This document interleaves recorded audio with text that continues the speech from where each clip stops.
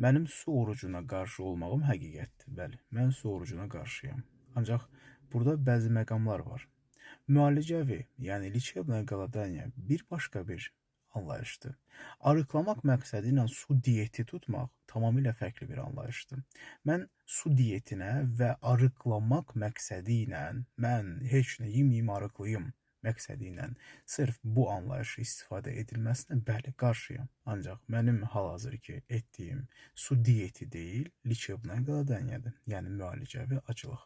İldə bir dəfə 72 saat, bəlkə indi biraz daha çox oldu, ancaq faktiki olaraq hal-hazırda qarşımdakı hədəf 72 saatdır. 72 saat müddətində heç bir halda qida qəbul etməməklə orqanizmi bir növ rahat buraxmaq, həzm sistemini istirahət vermək və bədəndə belə deyək ki, toksinlərin təmizlənməsi və xəstə hüceyrələrin düzgün olmayan quruluşa malik olan hüceyrələrin autofagiya prosesi nəticəsində dağılması, həzm edilməsi və həmin həzm edildikdən sonra isə yeni hüceyrələrin daha yaxşı bir formada yaranmasına səbəb olmaq üçün 3 gün müddətində qida qəbul etmirəm. Hər şeyin bir səbəbi olmalıdır. Əlbəttə ki, məntiqi bir açıqlaması mütləq şəkildə olmalıdır.